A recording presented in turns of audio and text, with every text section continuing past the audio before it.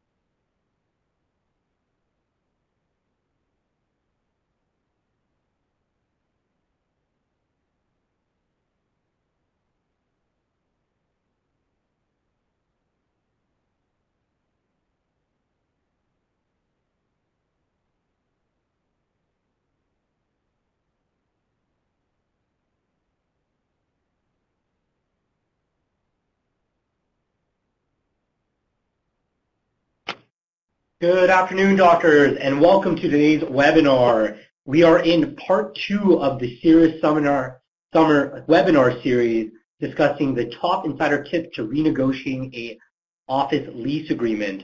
My name is Jazz Banga. I'm one of the senior consultants at our firm Cirrus Consulting Group, and we have a great program ahead of us. For those of you that missed part 1 of this series, we really focused on the startup process, what's involved, identifying site selection, and moving forward to site designs, architectural drawings, negotiations of leases, and ultimately setting your practice up for a successful start. In today's program, part 2, we'll be covering the latter half of our career. And really we'll be focusing on the renewal as well as our transition timeline. So typically this comes into question when you are in year 7 or 8, in some cases 9, of your original lease agreement, in a very different stage in your career, and no longer a startup doctor, but now an experienced doctor with a patient pool, with a growing business. And ultimately, the focus of today's program is, let's understand what's involved in renegotiating your lease agreement, how to properly structure the terms and conditions, and setting yourself up for long-term success with the practice. So a little bit of background on myself. I've been with the firm now for going on 5 years. And prior to joining Cirrus, I had much experience in working and advising landlords on the property management side for a large portfolio of healthcare tenants. So in fact, I actually originally came from the other side of the equation. Also have some experience in the dental world, having worked with a large supply group. And today really our focus is how can we as a tenant best protect ourselves and how can we set ourselves up for long-term success. So stay tuned. We'll be spending the next hour or so going over some critical terms within the lease, as well as giving you some practical advice on how to properly set yourself up for that success. So I always like to start off with a little bit about our firm, just who we are and how we support the dental community. So our firm is at its core a healthcare specialized tenant representation firm. We were founded originally by a group of dentists 25 years ago, back in 1994, because there was a gap in the industry. You know, as you will quickly learn for those of you that have started up a practice or about to start up a practice, entering into the business of dentistry is arguably the most expensive industry to enter into on a per square footage basis. On average, we're seeing about a startup from leasehold improvement cost anywhere from $150 a square foot and higher. And essentially, the way that our group came into fruition was there was a group of doctors that really want to ensure that their leases protected the significant investment that they put into this property in the form of leasehold improvement. So since our inception, we've negotiated over 10,000 lease agreements with dental-specific language. What I will tell you is when you are a dentist, it is critical that you have a lease agreement that is specific to your industry. Dentists are long-term, very expensive build-out costs, and quite time-intensive to pick up and move the practice. So from a structural standpoint, the lease absolutely needs to work in your favor and support and protect you, the practice, and the asset. What makes our firm unique in comparison to other groups that are involved in dental real estate is very simple. We are not brokers. When we're involved in any arrangements, we are not seeking commission from landlords, which in many cases can be a conflict of interest. We're compensated directly and remunerated directly from our clients. And the way that our firm is structured is quite unique in the sense that we really do take care of everything in-house. We have an in-house legal team, all comprised of attorneys with a background in healthcare and tenant representation. We have a team of individuals, our leasing division, which I like to refer to as our data scientists. They provide us with key information as it relates to the financials in any given area. So whether you're in Anchorage, Alaska, Hawaii, California, New York, or anywhere in between, my team has the ability to pull up average rental rates so we get a good sense of what fair market value is. And that is a term I'll continuously use through the program. Fair market value is a amalgamated version of average rental rate. So we determine truly what the median rental rate is based on comparable properties. And lastly, our firm is comprised of the consulting division, which is the group that I'm a part of. You know, we spend our time lecturing across the country and providing doctors advice and counsel on their lease arrangement to ensure that they're properly set up to protect their asset, protect their investment, and have long-term continuity in their space. So in conjunction with many of the seminars, we also put on a ton of webinars like today's program, podcasts, and CE credits. You know, we're firm believers of educating the dental community given the significance of their lease agreements. So we typically lecture at many of the major dental conventions, the Greater New York Show, the Pacific Dental, Yankee Dental, the California Dental Association, and we truly work with dentists nationwide. So regardless of where you are, we absolutely can represent your best interest. But today's focus is really about you, the practice, and giving you a better understanding of how to structurally arrange your lease agreement to your betterment. So before I get really going into the program, I wanted to take a quick snapshot. So I sat with my leasing and legal team yesterday afternoon to compile a quick analysis of some of our recent clients in and across the country. And as you'll note here, our scope of work is far-reaching. And it's more than just representing dentists across the country. We also, over the last 25 years, have established relationship with landlords. What you'll come to realize in many of the large retail strip plazas or large developments, many of the landlords are the same across the country. It's owned by a large entity. And, frankly, what we do is leverage deals from across the country from successful negotiations to ensure that our clients who we're actively representing are getting properly taken care of and that their leases are well structured. So I did a quick snapshot of some of the market rental rates across the country. For all of you that are interested, I am going to go through this fairly quickly because I do have a number of them. But you'll see a commonality between the various vacancy and rental rates. What you'll note here in Manhattan is we're seeing a plateau of rental rates, albeit the rental rates are quite high at $86 a square foot in Midtown Manhattan, and vacancy rates have fluttered between 7.5 and almost 8%. Quick update in Boston, we're seeing an uptick in rental rates. So rental rates today are sitting at around $44 on average with a vacancy rate of 6.5%. Chicago, inverse correlation between vacancy and rental rates. What you'll note here is as properties become more available, as vacancy goes down, rental rates go up. It's an inverse correlation between vacancy and rental rates. As supply diminishes, rent goes up. Orlando, Florida, we're seeing a fluctuation of rental rates that have gone up and down over the number of years with a real spike in 2015. But again, high vacancy at 10% and rental rates hovering around the $20 to $25 a square foot. San Francisco, again, similar trajectory here with rental rates continuously going up as vacancy is close to less than 1%. So that was just a quick snapshot. For those of you that are on the webinar today and are interested in understanding what your local rental rate should be, we do offer, which will be mentioned at the end of the program. I always like to kind of give an idea of what will be offered at the end of the program at the start, because many of you may log off or get disconnected for whatever reason. But part of joining today's program, you will be entitled to a complimentary lease review for joining us today. And what that entails is a complete market analysis as well as a legal review of your lease agreement. With really our focus is to review the lease with a dental-specific lens, so that we're evaluating the lease from the shoes of a dentist. And again, what you'll quickly uncover through the review is that dentists have particular needs that no other tenant has.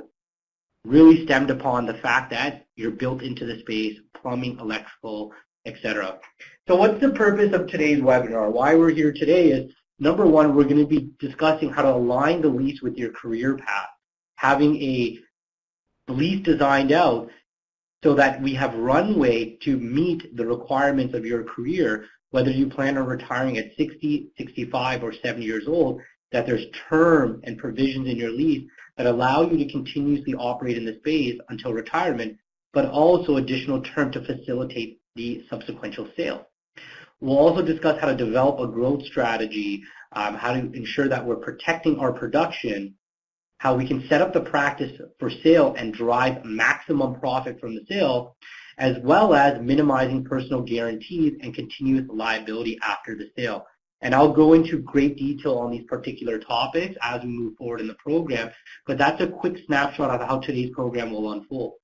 So when I discuss aligning your lease with your career path, it really starts off with defining your career goals and really getting an understanding of what the long-term plan looks like.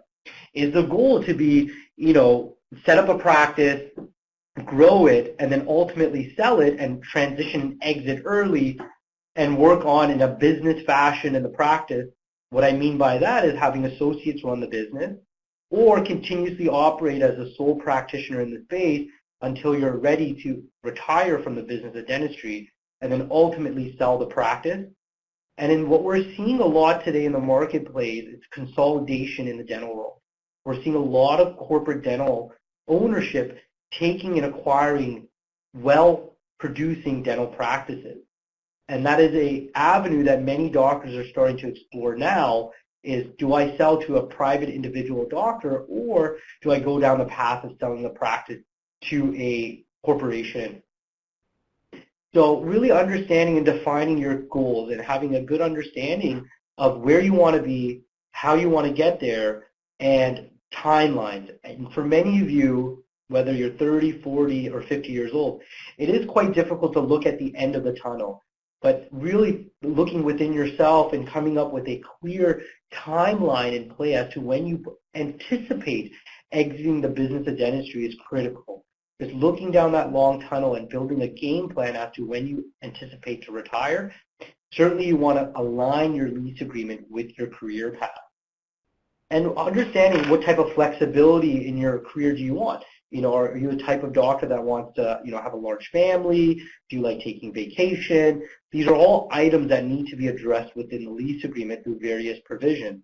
For example, many leases ensure that we need to be continuously operational from Monday to Friday, from 8 a.m. to 5:30 p.m.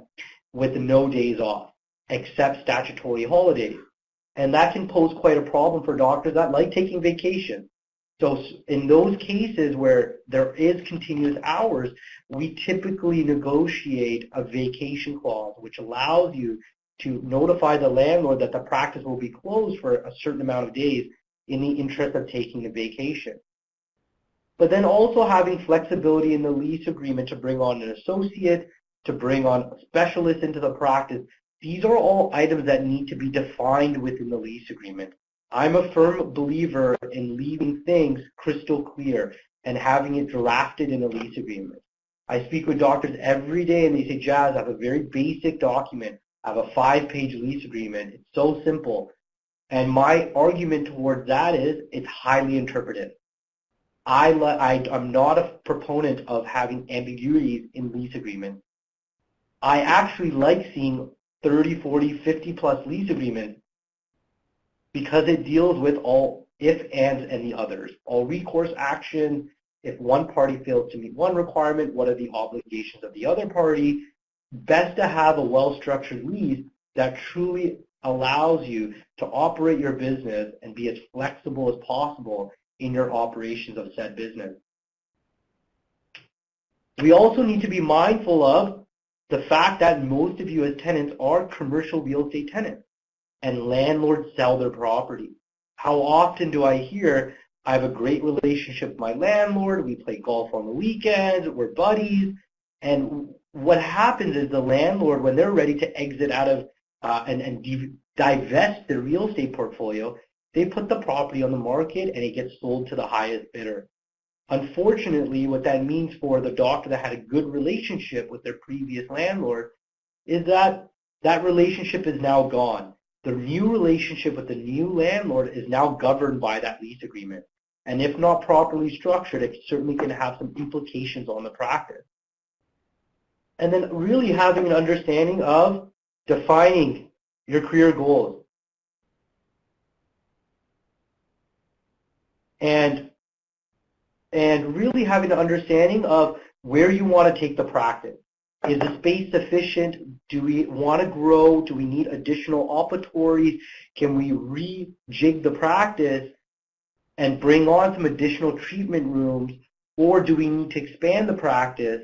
In many cases, it's difficult to do so because there are adjacent tenants that have a lease agreement in play.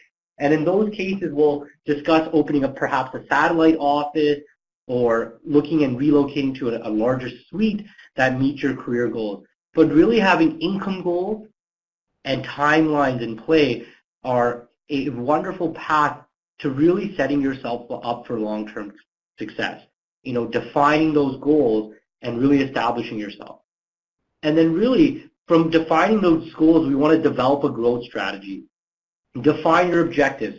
How many new patients do we want to bring on? How many new patients can the practice take on given the space?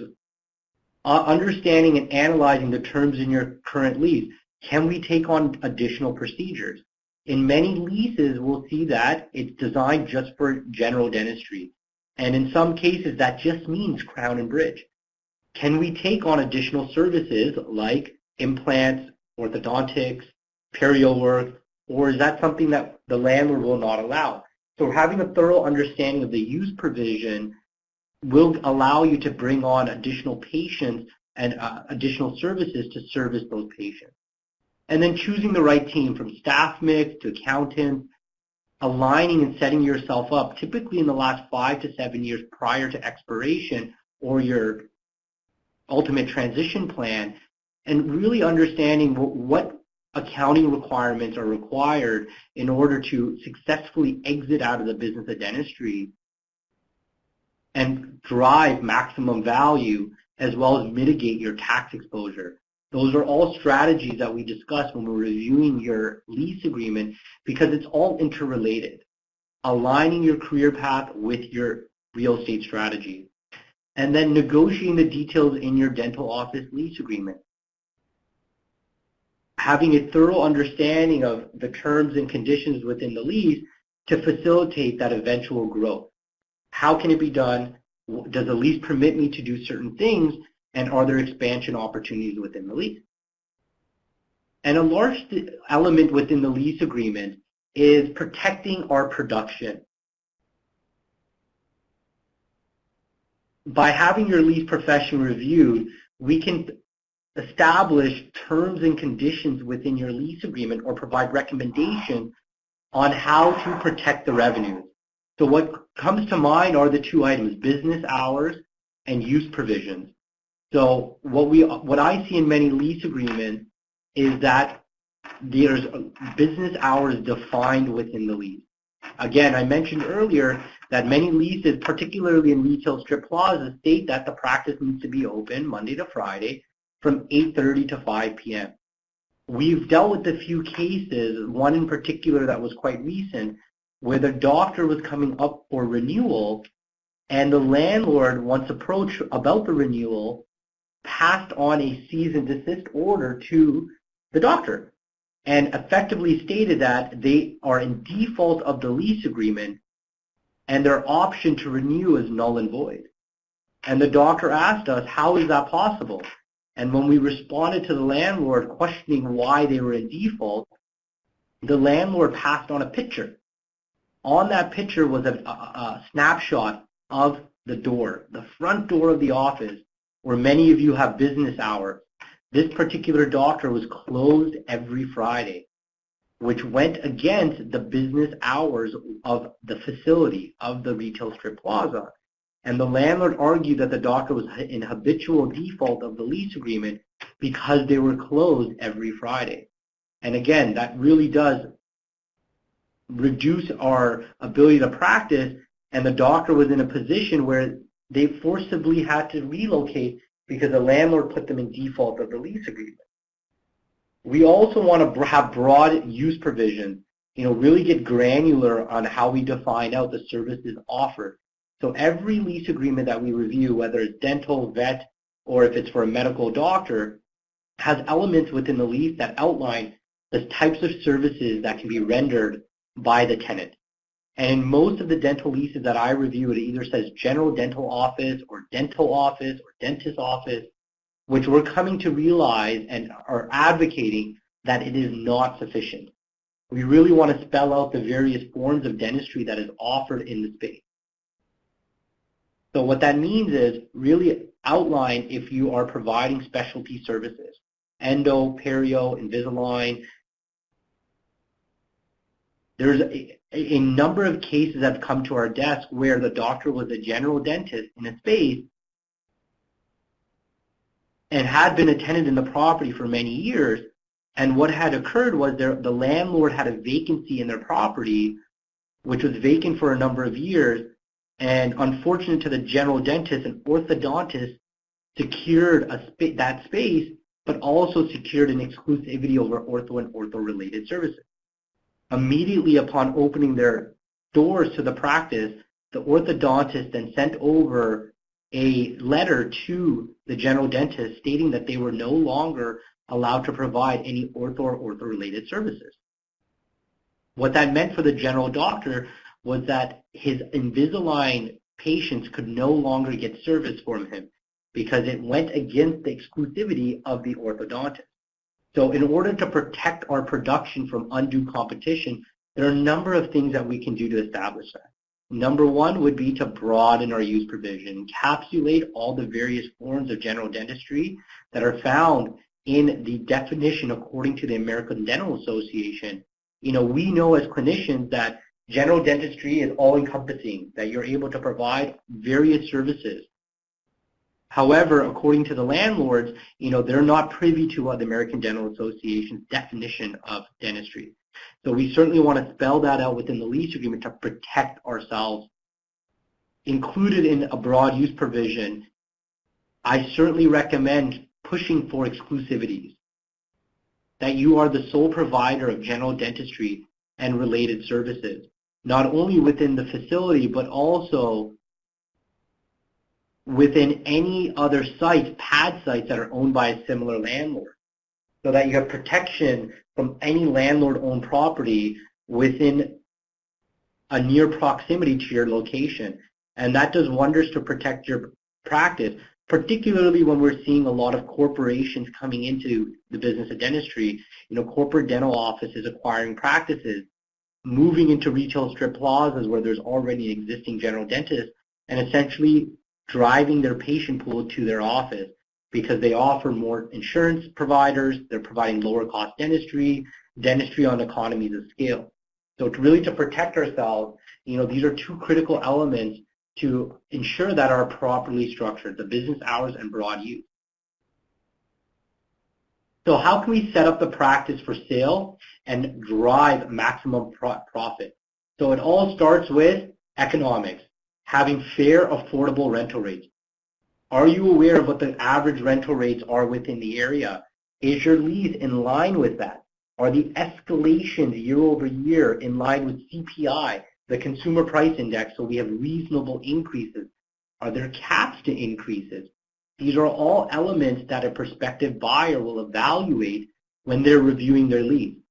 So just to give you some context, when you're selling your practice, the lease is a part of that process. There's a transfer of lease from one entity to the next. You, the selling doctor, to the incoming doctor who's acquiring the business. And one of the first elements any acquiring doctor will look at are the rental rates. Are they fair? Are they reasonable? And are they in line with the market? Secondarily, we want to evaluate, are there any personal risks within the lease? Is the lease written in your personal name? Is it structured through a corporation? Is there a tax strategy involved with exiting out of the business of dentistry to mitigate your capital gains exposures? And then we also want to establish flexibility within the lease. Does your lease allow you to sell your dental practice? Part of today's program, we're going to go through a practical example of the assignment process. And the assignment process dictates the path in which you go through with transferring the lease from one entity yourself to the next entity, the inquiring dentist. And are there terms and conditions that allow the landlord to derive some value from the sale? Are there terms and conditions within the assignment that can act as a roadblock or allow the landlord to interfere with the sale? And providing you some feedback on how to properly structure the assignment language to minimize any landlord interference. But in order to derive maximum profit from the sale, we need terms and conditions that are favorable to you as a tenant. Does not really impact the landlord and their liabilities, but certainly are dental specific, which are an attractive piece within any lease. And then lastly, we want to ensure that there's location protection. Is there a relocation clause that gives the landlord a right to relocate the practice? Or is there a demolition clause that allows the landlord to provide you a notice to terminate the lease in the interest of rebuilding the property itself? And we're seeing a lot of that in large metropolitan areas where the landlords' property and land are quite lucrative, and we're seeing gentrification, an uplifting of the area, and the landlord's property is in the way of the gentrification. And large developers are approaching the landlord to redevelop the site, perhaps build a condo building, perhaps put in a shopping center, and are offering top dollar to buy that property. But what happens is it's at the detriment of the existing tenant, most importantly the dentist, because the nail salon, the bookstore, the accounting firm, the law firm, they can pick up and relocate in the course of a couple of weeks. Unfortunately, for a dental tenant, it is a very expensive and time-consuming process to relocate the business. Site plans, drawings, permits, physical build-out, these are all involved in moving your business and typically take 6 months plus. 6 months on the low side. On average, I'm seeing 9 to 12 months to relocate a dental practice. And we want to be certain that in your lease agreement that there's not provisions within it that give you a right, that gives the landlord a right to relocate.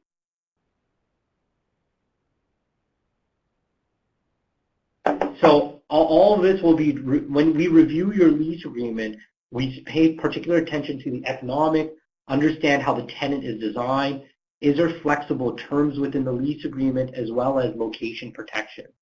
Now, to minimize guarantees, and I ask you all, for those of you that are in your lease agreement, if you could take a look at your lease, whether it's during this program or after the program, and understand how you signed the lease.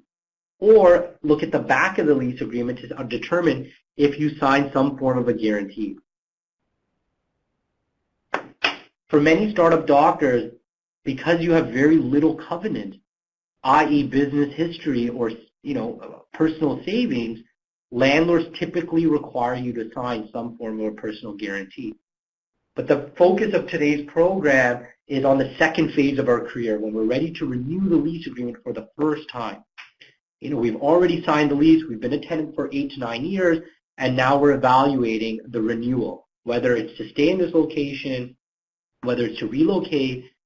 The structure of the lease agreement in terms of how the tenant is listed is critical.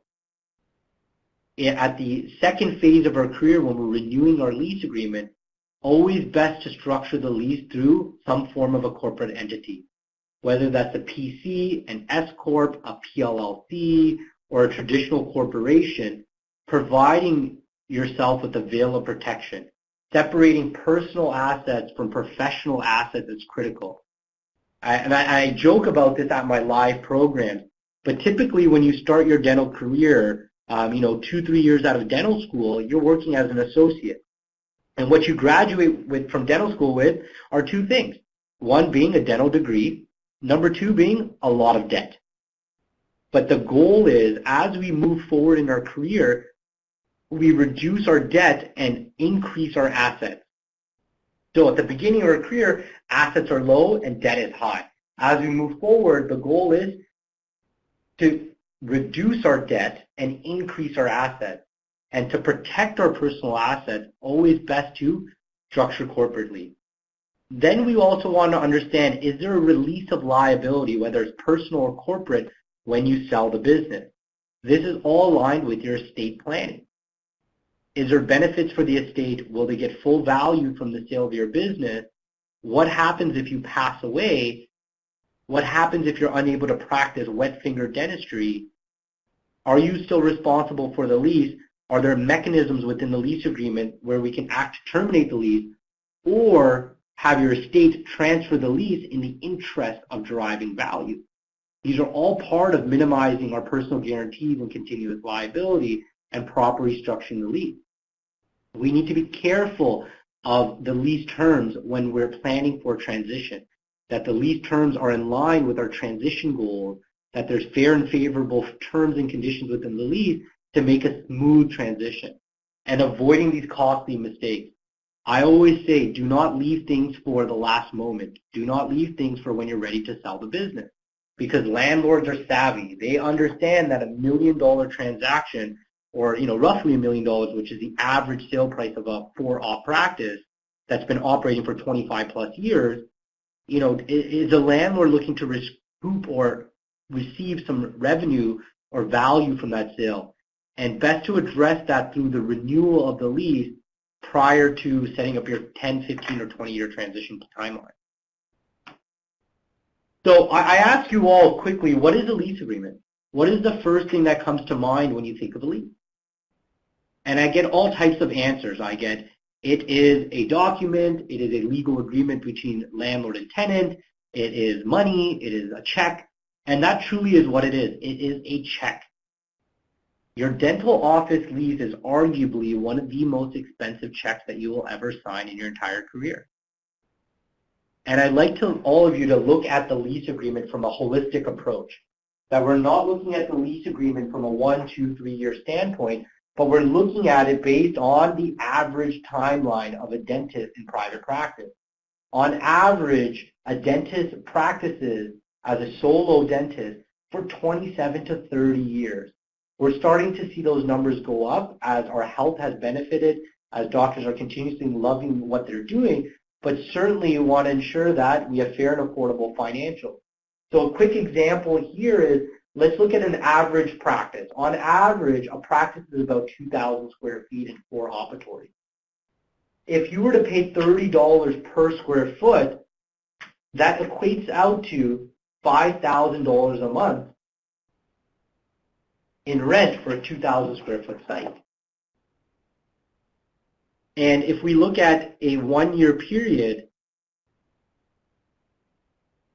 you're looking at a $60,000 obligation. So $5,000 a month in base rent. That's 2,000 square feet based on a $30 a square foot average. That's $5,000 a month. If we multiply that by 12 months, you're looking at a $60,000 rent obligation. And typically, our doctors are signing 10-year leases with 2 5-year options.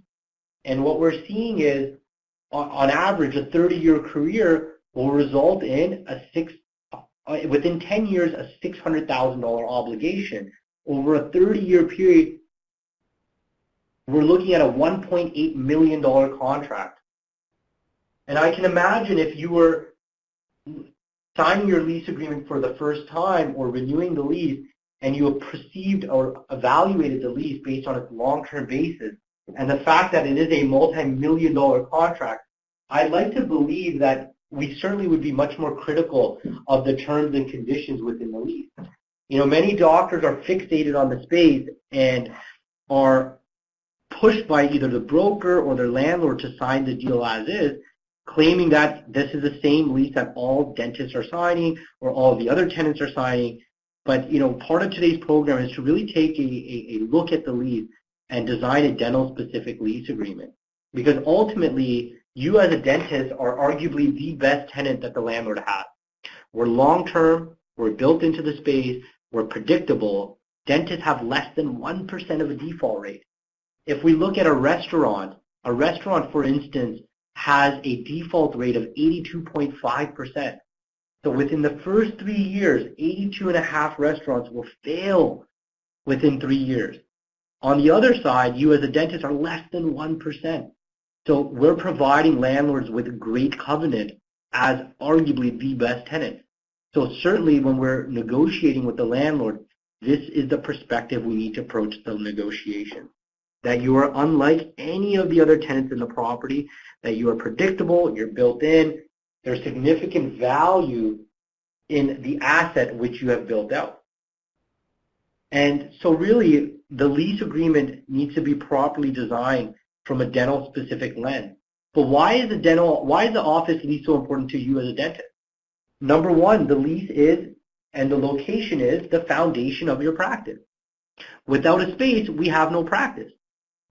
And if the lease is onerous and has terms and conditions that can prevent you from operating the space, and there's terms that allow the landlord to terminate or put you in artificial default, and you lose your space, you lose your practice. We lose our patient pool. And knowing full well that it takes anywhere from 6 months to 12 months to relocate the business, we see significant patient attrition occur for every week the practice is closed. So critical that the lease is there and designed to protect you, provide you with long-term predictability, because there is a significant investment in cost to build. On average, we're seeing leasehold improvements that's plumbing, electrical, conduit, cost upwards of $150 a square foot. On a 2,000 square foot site, that's $300,000 in just build out. Unlike any other tenant, they can pick up and move. It's very difficult, expensive, and time consuming to build and move a dental practice. Absolutely critical that the lease is designed in your favor. And lastly, the practice sale is 100% predicated on the lease agreement. Its transferability, the terms and conditions. So really, as a dentist, the lease really does mean a lot more to you than any other tenant.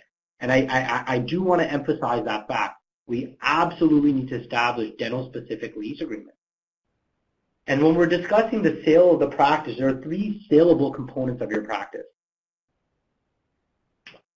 We work very closely with many practice appraisal groups. And when we're appraising a practice, well, when we're dealing with appraisal groups, there's 3 major factors involved. Number 1 being the depreciated value of the equipment. What was the original worth of the equipment and what is the present value today of the equipment? Secondarily, there will be an analysis or an audit of the goodwill. How many patients are in the roster, their age of the patients, how close they are to the practice in terms of mile radius, how often are they coming to the practice for treatment. And, you know, goodwill, some doctors say, is my reputation. But if you're selling the practice, your reputation and the existing practice is what you're selling. And ultimately, we want to be certain that you have strong goodwill, that you have patients that are coming frequently to the practice, and that does have a large determinant of the value of your practice.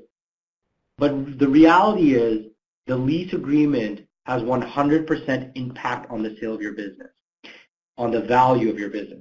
If you cannot transfer the lease agreement, you cannot sell the practice.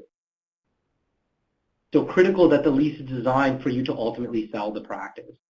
So what the lease should do for you is, number 1, provide you with fair and affordable financial terms. Not only reasonable base rental rates, but also the dreaded CAM cost, the triple net cost. So in most lease agreements that we see, about 87% of those leases are triple net leases. What that means is that not only are you paying base rent, but you're also paying a percentage of additionals, taxes, maintenance, and insurance.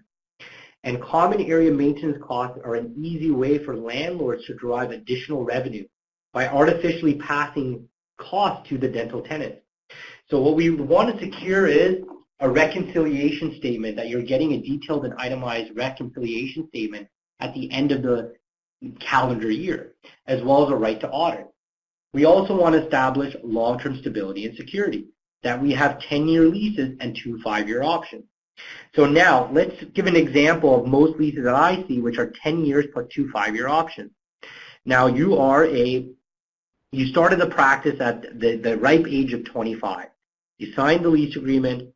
Now you're 35 years old and evaluating the renewal. 10 years have elapsed, and you have 2 5-year options in front of you.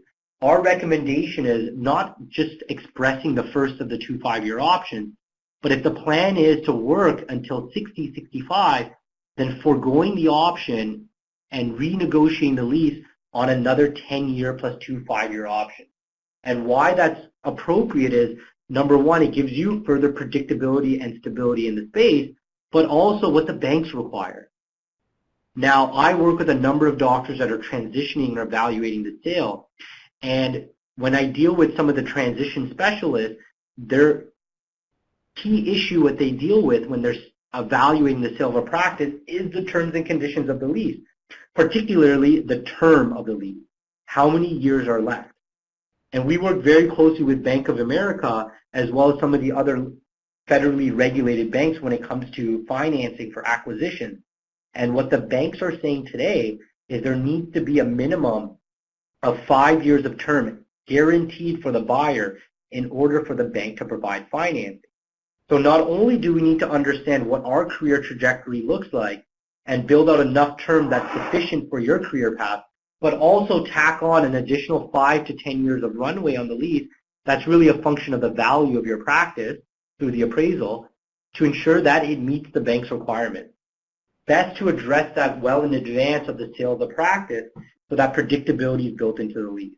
Because again, landlords are aware that, very simple, if there is a sale that's imminent and the landlord controls the consent to that sale, they can interfere to drive some value, whether that's a piece of the profits from the sale or artificially increasing the rental rates for the buyer. We see it every day. We also want to minimize our risk and exposures, adding items like options, terms, corporate structuring, transferability, audit rights. These are all elements that the lease should provide you. We want to maximize your flexibility, allow you to have clear transfer language, allow you to have items like vacation clauses, minimal business hours, as well as a death and disability provision. It sounds morbid in nature. It actually is a wonderful provision that we coined 25 years ago that allows doctors like yourself to have an early termination right in the event of death and or disability. So if there's a mental incapacitation, physical disability, or an injury, or worst case scenario, you perish, that your family and estate have the ability to transfer or terminate the lease agreement without penalty from the landlord. And lastly, if all these elements are involved in your lease agreement, it does enhance your ability to or eventually sell the practice. The lease is in line with your transition goals and plans. There's runway on the lease as well as beneficial terms and conditions to protect you, the practice, and ultimately any prospective buyer. So what's in your lease agreement? So I'll give you all a quick moment to glaze through the assignment language. And again, this language is found in 75% of leases. So this is language I see every single day when I'm reviewing office leases for dentists, and it effectively outlines the process in which you go through when you're ready to transfer the lease to a prospective buyer. So I'll quickly jump through it in the interest of time. Number one, if the tenant should wish to assign or sublet the lease premises, it shall have first received the consent of the landlord, which is fairly common. We need to request permission from the landlord. In no which way does it state that the landlord can be reasonable or unreasonable in denying or providing consent. We certainly want to add elements here that do not allow the landlord to be the ultimate gatekeeper to the sale. That there's language in here that states the landlord cannot unreasonably deny, condition, or delay the transfer of the lease. Secondly, any such request for consent shall be in writing. Within 15 days following the receipt by landlord of such a request for consent, the landlord shall have the option to, number one, approve the request for assignment or sublet. Wonderful. They've given us a thumbs up. We transfer the lease. We exit out of the business of dentistry, and we cash our purchase and sale check. That's the ideal situation. What we often see is landlord declines tenant's request, or there's a termination request upon the request from you as a seller, that the landlord has the ability to artificially terminate the lease when you propose a transfer of the document. Now, why would a landlord do that? They're losing a dental tenant. Why would they terminate the lease? Very simple. The landlord adds these elements into the lease because they know full well that if they terminate the lease when you propose a transfer, they can then re-let the space at a premium on the marketplace. That is a turnkey dental solution. And I can guarantee that if there is termination rights in your lease and the landlord expresses it, there will be a lineup of dentists outside of your office waiting to view the space so that they can put in their practice, plug in equipment and technology, and be turnkey within a weekend. Critical that the lease removes any termination rights by landlord. On another note, the landlord shall have the right to revise minimum rent to be paid during the remainder of the term. So great, they've agreed to consent to the assignment, and whomever takes over the business is now forced to take on a rent increase of 15% or more. Now that has a complete impact on the purchase and sale agreement. The practice is valued at $1 million with an occupancy cost of $6,000, but all of a sudden the rent rates have now gone up to $7,000. That will have an impact on the valuation of the practice. And that's ultimately you as an exiting dentist, your goal is to maximize from the sale of the business. These types of items do have an impact on the purchase and sale agreement, and in many cases, the new prospective tenant is unwilling to take the deal because of the increases in rent. So certainly their rent should remain equal and remain the same based on the similar escalation. And what I'm starting to see much more frequently is proceeds of sale. So furthermore, should tenant receive from the assignee or subtenant any rental income, cash, goods, or any form of consideration? The word consideration can be switched for cash, money. So if I read this again, for any rental income, cash, goods, or any form of money in connection with the assignment of this lease or sublet of the premises that is over and above the current base rental rates payable to landlord in any fiscal year during the term of this lease, the difference between the annual rent rate and such rental income, cash, goods, or other consideration shall be paid to landlord directly within 30 days of tenant's receipt thereof. So great, you got your practice appraised. There is a purchase and sale agreement in play for $1 million, and now you go through the motions of requesting transfer. The landlord can ask for a percentage of those sale proceeds. And it is happening all over the country. If you go on Dental Town and look through some of the forums, you'll know dentists across the country have been hit with this proceeds of sale split with the landlord. I'm working on a case right now where the doctor's practice was appraised at $1.2 million, and the landlord would only grant consent if they provided the landlord with 25% of the proceeds of sale. $250,000, almost $300,000 the landlord was asking to give consent. And what is a doctor to do? If they're at the end of their career, they're ready to sell the business, the landlord either says, no, I will not transfer the lease, or yes, I will, but give me 25%. More than likely, you will go with the latter. So being cognizant of the terms and conditions of the lease and negotiating any onerous terms in the assignment is critical when we're evaluating our sale and to derive maximum value. And the last provision is what I see in about 90% of leases. I see it every single day, and this truly does impact doctors that are in the transition phase. Notwithstanding the landlord's consent to any assignment or subletting, the tenant shall not be released from its obligations under the lease and shall remain liable for any failure of the tenant or its assignees or subtenant to observe each and every covenant of this lease. So if, for example, you sell the business to your associate, and the associate runs the business wonderfully for 2 years, but then in the 3rd year makes some really poor business decisions and life decisions, and goes insolvent and bankrupt, as per this agreement, the selling doctor is still liable. There's ongoing liability, that their liability was not removed at the end of the term or at the transfer of the lease agreement. Now, when we're working with doctors and planning for their transition timeline, part of that transition is to minimize their exposures after sale.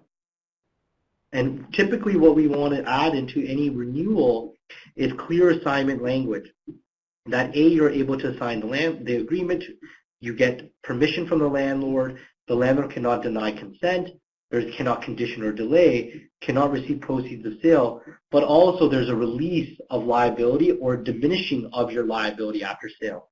Either your liability will absolve immediately after 1 year, after a 5-year period, or at the end of the term. But typically what I see today is that the liability remains in place until the end of time. It runs in perpetuity with the lease, that you will remain forever liable if the acquiring doctor continuously renews the lease agreement. You, as a seller, would have remained liable. Very much important and fundamentally important to remove and absolve yourself from liability upon sale. It is a major sticking point when we're dealing with the transfer of leases, the liability piece. So as you can see here, this assignment language, again, is found in about 75% of leases, is riddled with issues and concerns. Having crystal clear assignment, dental-specific language in the agreement that allows you to sell the business to a dentist is wonderful to maximize the sale of the practice and to ensure that there's zero interference from the landlord at the time of sale. When we go through a review of a lease, there are a number of terms and conditions we evaluate.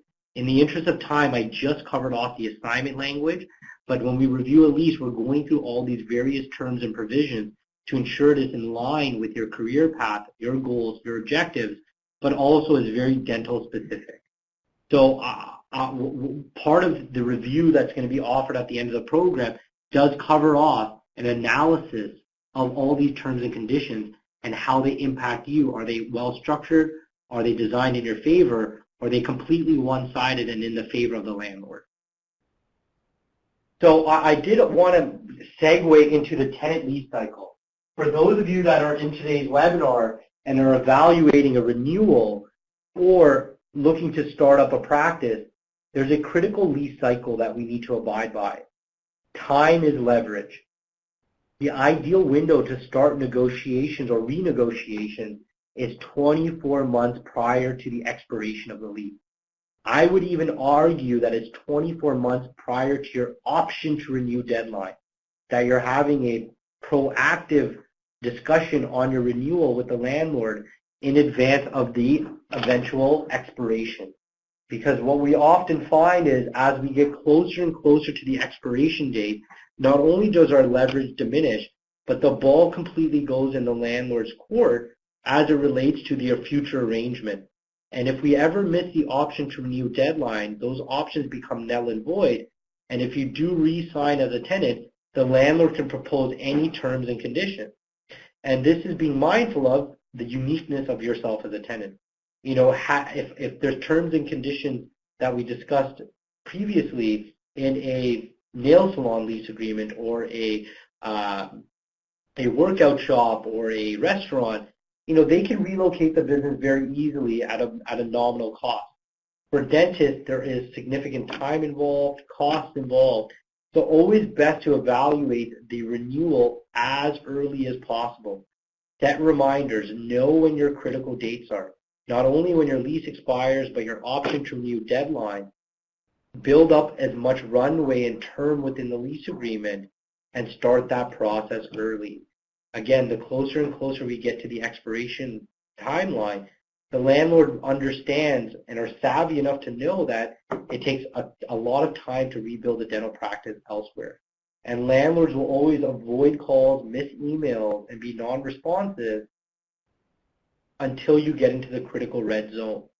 So best to establish communications well in advance, but then it also allows you to evaluate contingency options, not only what the terms and conditions of your existing lease, but also game plan for, is this the right space for me long term?